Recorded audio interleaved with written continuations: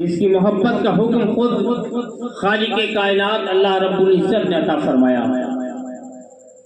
جسے انسانیت کا بادشاہ سلطان الہند غریب نواز نے بتایا ہو، شاہ است حسین بادشاہ است حسین، یہ میرے غریب نواز سلطان الہند کا فرمان ہے۔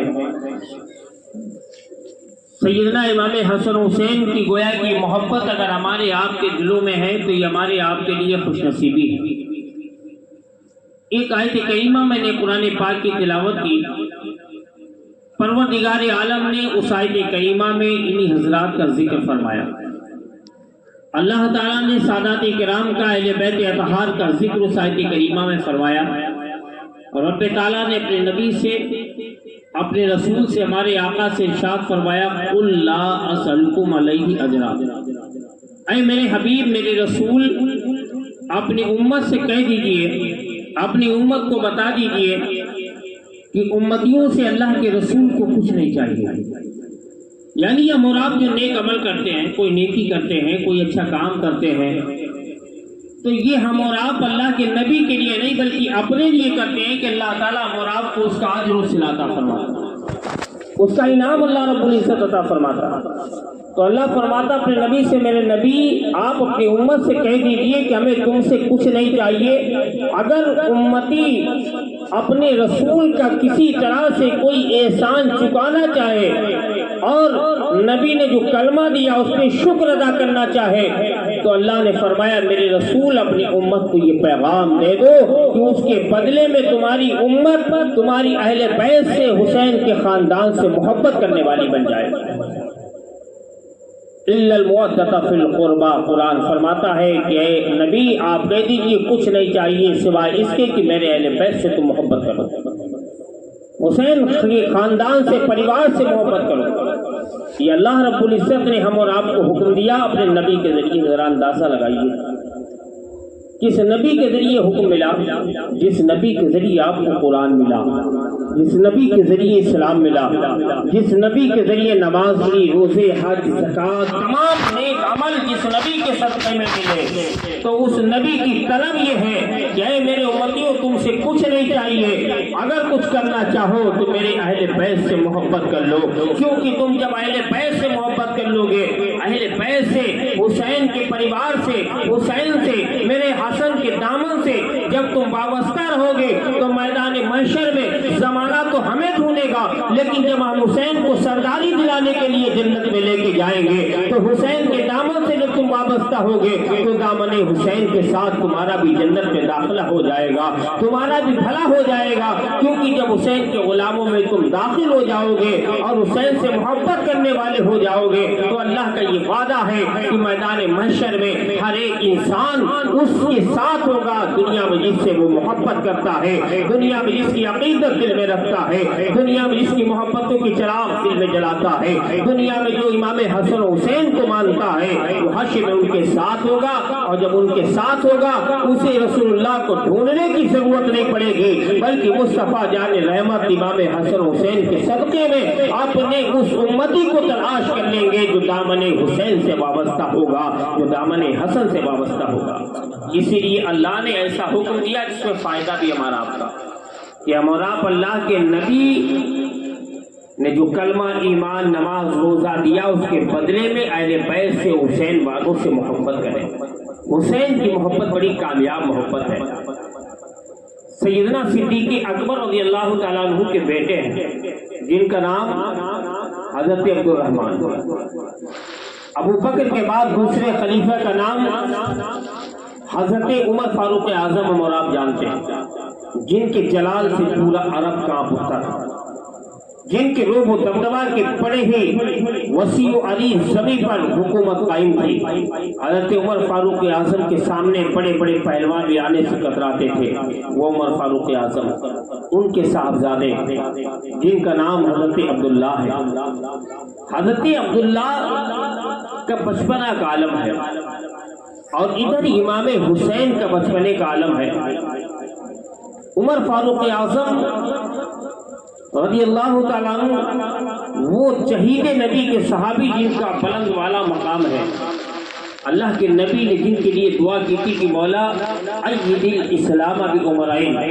اے مالک و مولا دونوں عمروں میں سے ایک عمر کے ذریعے اسلام کو قوت دے دے، دونوں عمر میں سے ایک عمر کو اسلام کی دولت عطا فرما دے جس کے ذریعے اسلام کی اشاعت ہو جائے۔ تو اللہ تعالیٰ نے حضرت عمر ابن خطاب رضی اللہ تعالیٰ عنہ کو ایمان کی دولت عطا فرمائی۔ ان کے صاحبزادے حضرت عمر کے صاحبزادے حضرت عبداللہ ہیں۔ حضرت عبداللہ اور امام حسین ساتھ میں کھیل رہے، بچپنے کا عالم ہے، کھیلتے کھیلتے ایک باغ کی طرف چلے گئے، ایک باغ کی طرف چلے گئے۔ جب کھیلتے کھیلتے ایک باغ کی طرف گئے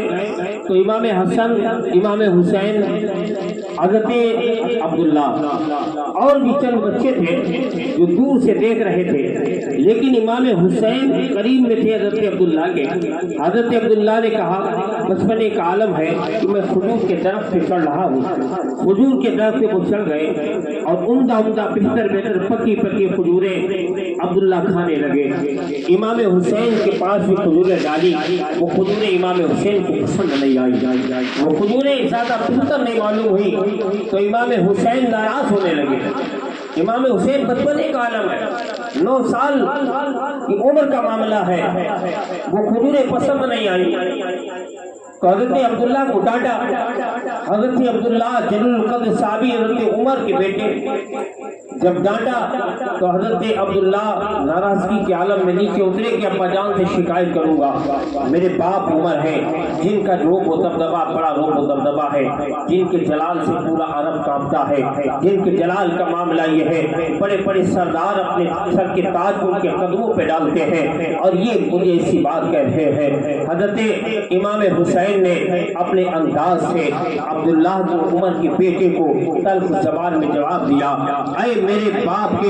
اے میرے نانا کے غلام کے بیٹے، تو اچھی کھجوریں خود کھا رہا ہے، پھر بھی تو میرا غلام ہے، میرے نانا کا غلام تیرے باپ ہے، اور اس کے بعد بھی مجھے اچھی کھجوریں تو نے نہیں دی۔ اتنی شکایت کی کہ عبداللہ کو بھی بچپنے کا عالم ہے، اپنے باپ کے پاس گئے کہ اے ابا جان معاملہ تو یہ ہے کہ تمہارے روب و دبدبہ سے لوگ کانپتے ہیں، تمہارا روب و دبدبہ جلال دور دور تک پھیلا ہوا ہے، تمہاری بات سن کر کوئی جواب دینے کے لائق نہیں بچتا ہے، آپ کا فرمان آخری فرمان ہوتا ہے، آپ خلیفہ رسول اللہ ہیں، نبی کے خلیفہ ہیں، لیکن آج حسین نے ایسی بات کہہ دی میرے آنکھوں میں آنسو آ گئے۔ کیا کہا؟ کہا بات یہ کہی ہے، آپ کو اپنے نانا کا غلام نوکر بتایا ہے اور مجھے نوکر کا بیٹا کہا ہے، یہ عرب زبان کے اندر پڑی ہوئی ایک توہین آمیز کلمات تھے، ایسے کلمات کہے گئے، یہ اسی لیے مجھے برا لگا۔ بیٹے نے جب یہ بات کہی حضرت عمر فاروق اعظم نے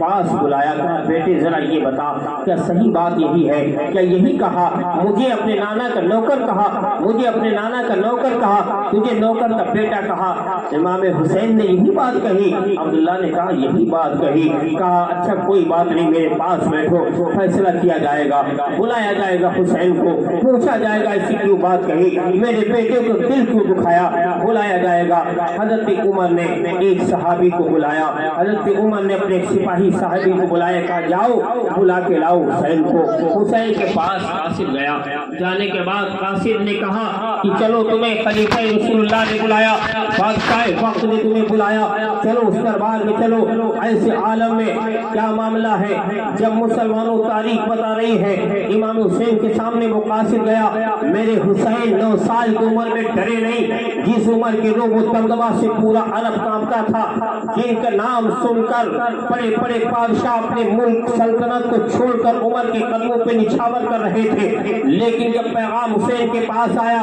بچپنے کا عالم ہے، حسین چلو تمہیں بادشاہ نے بلایا، بیٹے نے مقدمہ درج کروایا، بیٹے نے شکایت کی ہے عبداللہ نے، تمہیں دربارے فاروقی میں بلایا جا رہا، چلو فیصلہ ہونے والا ہے۔ میرے حسین نے کہا حسین ڈرنے والا نہیں ہے، حسین جو کسی کے پیچھے کہتا ہے اس کے سامنے کہنے کی بھی جسارت رکھتا ہے، کیونکہ حسین کوئی عام انسان نہیں ہے، حسین نے کسی عام گھرانے میں تربیت نہیں پائی ہے، حسین کو گودی کھلانے والا کوئی اور نہیں ہے، حسین کو کاندھے پہ بٹھانے والا کوئی اور نہیں ہے، حسین کو گودی بھی کھلایا ہے تو مصطفیٰ نے کھلایا ہے، حسین کو کاندھے پہ بٹھایا تو مصطفیٰ نے بٹھایا ہے، اور مصطفیٰ نے جس حسین کو بلند کیا ہو، جس کی آواز کو بلند کیا ہو، زمانے کی طاقت اس کی آواز کو پست نہیں کر سکتی۔ کرتی ہے، ایک عمر کیا ہے، 1000 عمر کے سامنے میں چل سکتا ہوں۔ بچپن ایک عالم ہے، جلال میں بھاگتے ہوئے چلے گئے امام حسین، پہنچے دربار لگا ہوا ہے، دربار بھرا ہوا ہے۔ عبداللہ پھر رونے لگے، ابا جان یہی ہے،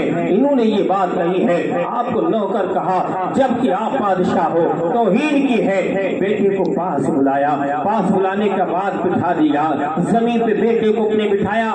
حضرت عمر نے عبداللہ کو اور پھر حسین کو بلایا، حسین تم قریب آؤ۔ حسین جب قریب آئے تو زمین پہ بیٹے کو اپنے بٹھایا،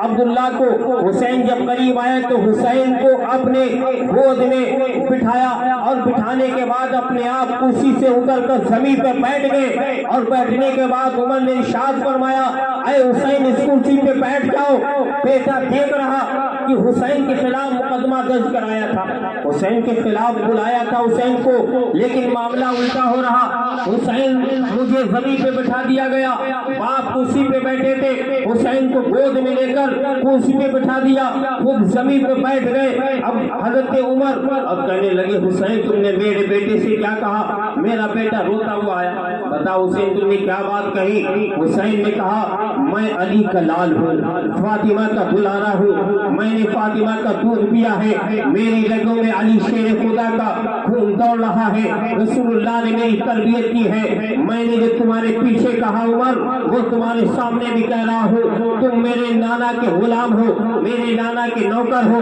اور ایک نوکر کا یہ بیٹا ہے جو تمہارے سامنے بیٹھا ہے۔ کہا عمر نے اے حسین ذرا یہ بتاؤ کیا سچی تم نے یہی کہا تھا؟ کہا یہی کہا۔ کہا کیا اسے لکھ کے دے سکتے ہو؟ کیا لکھ سکتے ہو کہ میں تمہارے نانا کا غلام ہوں، تمہارے نانا کا نوکر ہوں؟ حسین نے کہا حسین کو زبان سے کہتا ہے، اسے لکھ کے بھی دے سکتا ہے، اسے دنیا میں بھی کہہ سکتا ہے، حشر کے میدان میں رب العزت کے سامنے بھی حسین کہہ سکتا ہے۔ عمر نے کہا سپاہیوں کاغذ لاؤ، کاغذ آیا، قلم آیا، لکھوایا گیا۔ حسین نے دستخط کر دیے کہ عمر نبی کے، عمر میرے نانا کا غلام ہے، میرے نانا کا نوکر ہے۔ اس کاغذ کے ٹکڑے کو عمر نے چوما، اپنے بیٹے کو اٹھایا اور بیٹے کو بھی پیشانی چومی، چومنے کے بعد ارشاد فرمایا اے میرے بیٹے اگر ساری دنیا کی دولت میرے لیے تو جمع کر دیتا میں تجھ سے اتنا خوش نہیں ہوتا، لیکن تو نے حسین کے ساتھ کھیل کر جو حسین کے دستخط سے مجھے غلام مصطفیٰ کا ثبوت دے دیا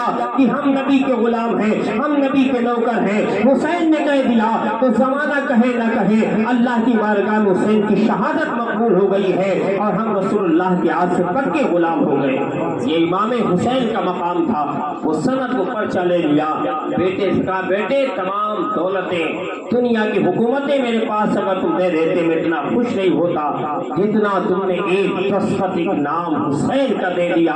اتنی مجھے خوشی محسوس ہوئی، کیونکہ پہلے سے میں غلام تھا اپنے نبی کا، لیکن معلوم نہیں تھا یہ غلامی مصطفیٰ میری قبول ہوئی کہ نہ قبول ہوئی، لیکن جب حسین نے کہہ دیا کہ تم نبی کے غلام نبی کے نوکر ہو تو قسم خدا کی مجھے یقین ہو گیا یہ غلامی مصطفیٰ اللہ کی بارگاہ میں قبول ہے، پروردگار عالم نے اسے قبول کر لیا ہے۔ یہ میرے امام حسین کا مقام ہے، یہ رتبہ امام حسین کا ہے کہ صحابہ جن کی تصدیق لیتے ہیں۔ عمر فاروق اعظم نے ارشاد فرمایا اپنے بیٹے عبداللہ سے اے میرے بیٹے یہ کاغذ کا ٹکڑا میری وصیت ہے کہ جب میرا جنازہ تیار ہو جائے میرے کفن کے اندر رکھ دینا، تاکہ فرشتے جب قبر میں آئے کفن میرا جب ہٹے چہرہ میرا کھلے تو یہ پرچہ بھی سامنے آ جائے، فرشتے دیکھ لیں اور پڑھ لیں کہ اور کوئی نہیں یہ عمر وہ ہے جس کے لیے حسین نے گواہی دے دی کہ رسول اللہ کے غلام ہیں، یہ رسول اللہ کے دیوانے ہیں، یہ رسول اللہ کے نوکر ہیں، اسی لیے یہ پرچہ بھی میرے کفن کے اندر رکھ دینا۔ یہ امام حسین کا مقام ہے کہ صحابہ ان سے برکتیں حاصل کرتے ہیں۔ آج ہم اور آپ بھی ان سے برکتیں محرم کے مہینے میں حاصل کرتے ہیں، کہیں قرآن خوانی کے ذریعے، کہیں میلاد مصطفیٰ کے ذریعے، کہیں ہم اور آپ لنگر کے ذریعے، نصر و نیاز کے ذریعے۔ ان سے سچی محبت رکھیے، ان سے حقیقت رکھیے، تاکہ اللہ رب العزت پروردگار عالم کی بارگاہ میں ہم اور آپ کو کامیابی حاصل ہو، کیونکہ یاد رکھیے خدائے تعالیٰ کی بارگاہ میں کامیابی جبھی ملتی ہے جب انسان سچی عقیدت اللہ والوں سے کرتا ہے۔ حسین سے سچی محبت کیجیے، حسین سے سچی محبت دیکھیے کس طرح سے ابو بکر نے کی، کس طرح سے عمر نے کی، کس طرح سے طلحہ و زبیر نے کی، بڑے بڑے صحابہ نے ان سے محبت کی ہے۔ لیکن ان کی زندگی کے اصول کو اپنایا ہے۔ آج ہم اور آپ محرم کے مہینے میں امام حسین کو یاد کر لیتے، اس کے بعد بھول جاتے کہ حسین کا کردار کیا،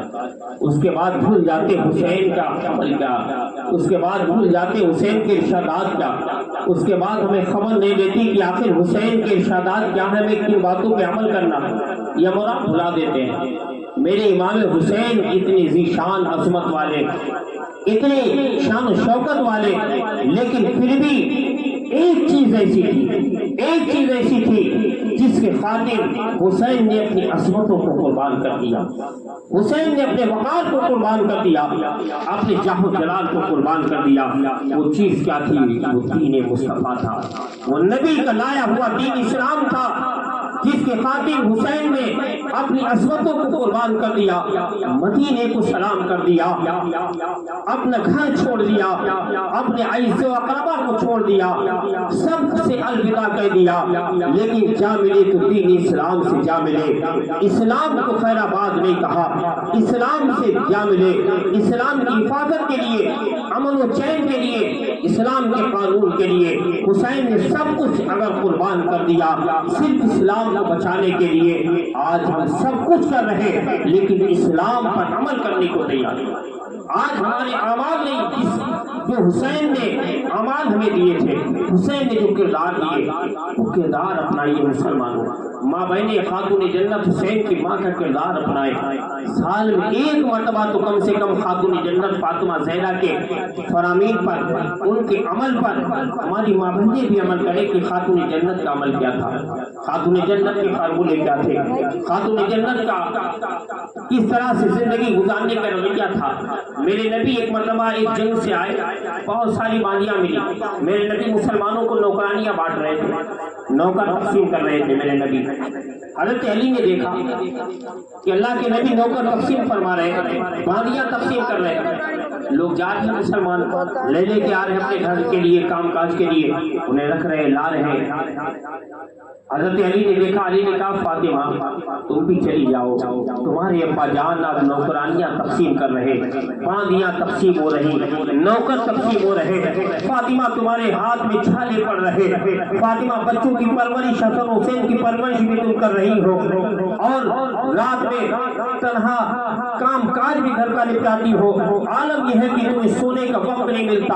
حالت یہ ہے تمہارے ہاتھوں میں چھالے پڑ گئے، فاطمہ چلی جاؤ۔ جب نبی سب کو تقسیم کر رہے ہیں، وہ مالک کے کونین ہے، وہ پاس کچھ رکھتے نہیں، دو جہاں کی نعمتیں ہیں ان کے خالی ہاتھ میں، جب نبی سب کو تقسیم کر رہے ہیں، اپنے تو اپنے بیگانوں کو بھی دے رہے ہیں، تو فاطمہ تم تو اپنی شہزادی نبی کی ہو، جاؤ تم بھی چلی جاؤ، اللہ کے نبی تمہیں دے دیں گے، ایک باندی تم بھی لے آؤ تاکہ کام کاج میں تمہارا ہاتھ بڑھ جائے۔ فاطمہ اپنے شوہر علی مرتضیٰ کا حکم سن کر گئی، اللہ کے نبی کی بارگاہ میں پہنچی، پیارے مصطفیٰ کو ہاتھ دکھائے، ابا جان نے ہاتھ دیکھے، فاطمہ کے ہاتھوں میں چھالے پڑے ہوئے ہیں، فاطمہ کے آنکھوں میں آنسو ہیں، آنکھوں سے آنسو بھرے ہوئے ہیں۔ ایسے عالم میں فاطمہ نے عرض کیا، یا رسول اللہ ایک باندی مجھے بھی دے دیجئے، آقا اللہ کے نبی ایک باندی نوکرانی مجھے بھی دے دیجئے تاکہ میرا بھی تو سہارا ہو جائے۔ پیارے نبی نے ارشاد فرمایا، فاطمہ تمہارا مقام عام عورتوں کا مقام نہیں ہے، نوکرانی لے جا کر خدمت کرانا عورتوں کا کام ہے، فاطمہ تم وہ خاتون جنت ہو کہ تمہاری زندگی آنے والی نسلوں کے لیے، اسلامی خاتون کے لیے نمونہ عمل بننے والی ہے۔ فاطمہ تمہیں اگر نوکرانی مل گئی اور میری امت کی کسی عورت پر وقت پڑا، اس پہ مصیبت و پریشانی آئی، اس کا کوئی اگر سہارا نہ ہوا تو فاطمہ اگر اس کے ہاتھوں میں چھالے پڑ گئے، اسے اگر پریشانی ہوئی، فاطمہ تو آخر وہ کس کو دیکھنے کے بعد صبر کرے گی؟ فاطمہ تم ایسے ہی رہو، کم سے کم میری امت میں اگر کوئی عورت پر مصیبت و پریشانی پڑے گی، دقت پڑے گی، تو کم سے کم سنت فاطمہ سمجھ کر وہ خوشی سے اسے محسوس کر جائے گی، برداشت کر جائے گی، اور سنت فاطمہ کو اسے ثواب بھی مل جائے گا۔ اے فاطمہ تمہیں نوکرانی نہیں ملنے والی، لیکن ہاں نبی کی بارگاہ میں جب آئی ہو فاطمہ تو خالی بھی نہیں جاؤ گی، جاؤ فاطمہ تمہیں نسخہ اللہ کے نبی بتا رہے، دن بھر کتنا بھی کام کاج تم کرو گی، لیکن رات میں جب یہ پڑھ لینا، اے فاطمہ تمہاری پریشانی دور ہو جائے گی، تھکاوٹ ختم ہو جائے گی، مصیبتیں ختم ہو جائے گی۔ اللہ کے نبی نے فرمایا فاطمہ 33 مرتبہ سبحان اللہ، 33 مرتبہ الحمدللہ، 34 مرتبہ اللہ اکبر، یعنی یہ تسبیح ہے فاطمہ بولا جاتا ہے، اسی کو فاطمہ کی تسبیح کہا جاتا ہے۔ اللہ کے نبی نے فرمایا فاطمہ کام کاج کرنے کے بعد یہ تسبیح پڑھ کے سو جانا تو اللہ تعالیٰ جو دن کی پریشانی تھی وہ تسبیح کی برکت سے دور فرما دے گا، اور ساتھ ہی ساتھ میں اللہ تعالیٰ تمہیں رات بھر عبادت کا ثواب عطا فرما دے گا۔ یہ اللہ کے نبی نے حضرت فاطمہ کو تعلیم عطا فرمائی۔ ہم اور آپ امام حسن حسین کو ماننے والے ان کے اقتداروں سے دور، ماں بہنیں فاطمہ زہرا کے اقتداروں سے دور اپنی زندگیوں کو سدھاریں اور حسینی کردار اپنانے کی کوشش کریں، تاکہ ہماری آپ کی زندگی حسین کی محبت کی زندگی معلوم ہو، ورنہ کہنے سے نغمے گانے سے کچھ نہیں ہوتا جب تک اپنے حالات نہ بدلیں، جب تک احساس نہ کریں، حسین کا کردار اپنے اندر نہ لائے، فاطمہ کا کردار ہماری ماں بہنوں کے اندر نہ آئے، جب تک ذرا سوچئے کہ آخر ان کا فیضان ہمیں کیسے ملے گا، کیسے ان کے فیض ہم اور آپ کو حاصل ہوں گے، کس طرح سے ان کے انعامات اللہ رب العزت ہم اور آپ کو ان کے فیض سے عطا فرمائے گا۔ اس لیے اپنے اعمال بہتر کیجیے، اچھے اعمال کیجیے، حسینی کردار اپنائیے۔ شاعر نے کہا تھا مصیبتیں ٹل جائیں گی، پریشانیاں ٹل جائیں گی، کیوں نہ چلے، اس لیے ٹوٹے ہوئے دلوں کا سہارا حسین ہے، ڈوبے نہ جو فلک پر وہ تارا حسین ہے، اہل خلد سمجھ نہ سکے مرتبہ حسین کا، نانا کے جسم پاک کا سایہ حسین ہے۔ اللہ رب العزت ہم سبوں کو حسینی کردار عطا فرمائے، محبت حسین عطا فرمائے، اور ہم سبوں کو اللہ تعالیٰ حسین کے محبت کے فیضان سے تمام پریشانیوں دشواریوں سے محفوظ و معمول فرمائے، آمین یا رب العالمین۔ مصطفیٰ